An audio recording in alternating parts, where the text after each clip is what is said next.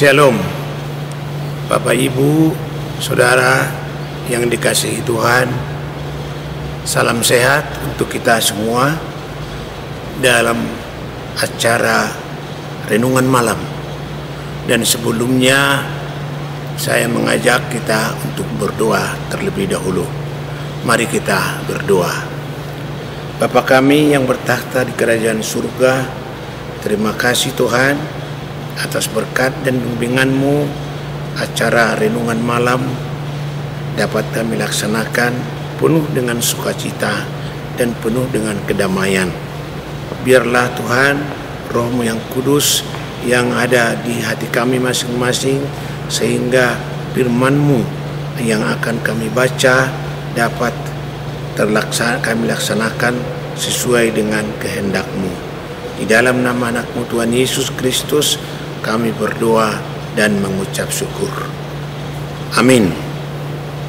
Bapak Ibu, Saudara sekalian yang dikasihi Tuhan, adapun renungan malam tertulis dalam kitab Ulangan 18 ayat yang ke-9.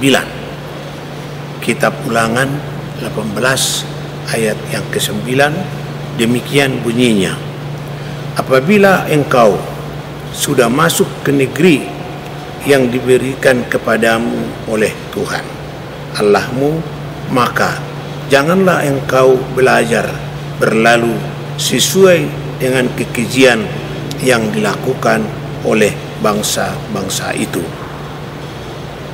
Dari pembacaan firman Tuhan ini dapat kita beri judul renungan malam ini, yaitu jangan mendua hati.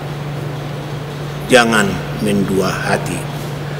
Sekali kita percaya kepada Allah, hendaklah kita percaya kepada Allah untuk selamanya.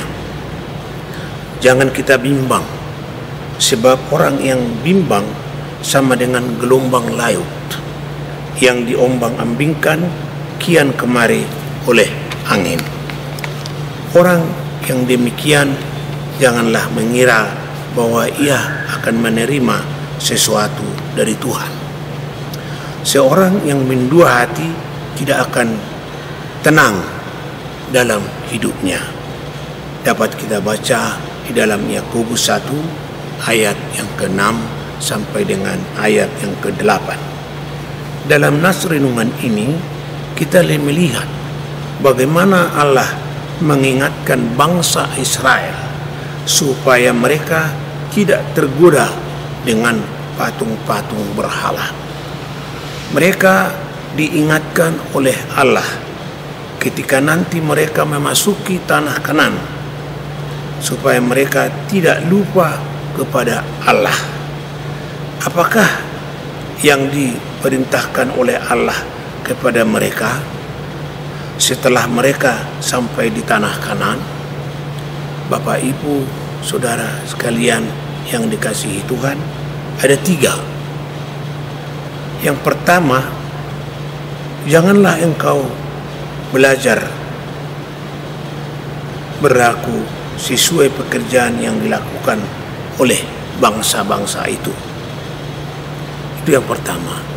Yang kedua, janganlah didapati seorang yang mempersembahkan anaknya laki-laki ataupun anaknya perempuan sebagai kurban api, ataupun seorang yang menjadi petenung, menjadi seorang peramal, menjadi seorang penelaah, dan menjadi seorang penyihir.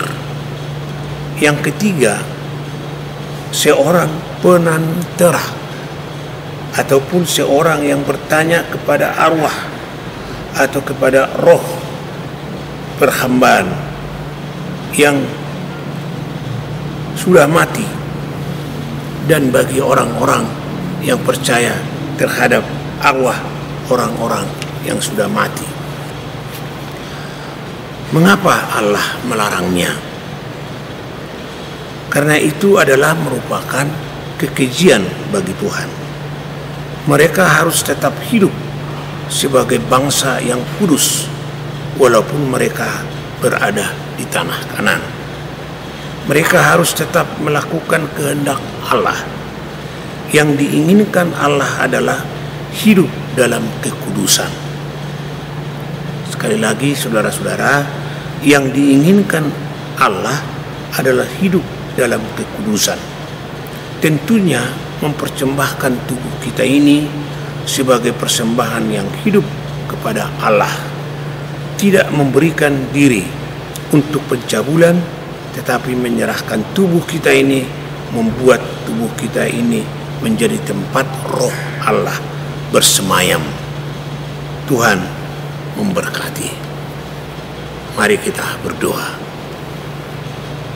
Terima kasih Bapa di surga atas firman-Mu yang begitu indah, yang mengingatkan kami supaya kami di dalam hidup ini tidak mendua hati menyembah berhala, tetapi kami hanya menyembah Tuhan yang hidup, Tuhan yang merupakan pemilik dunia ini.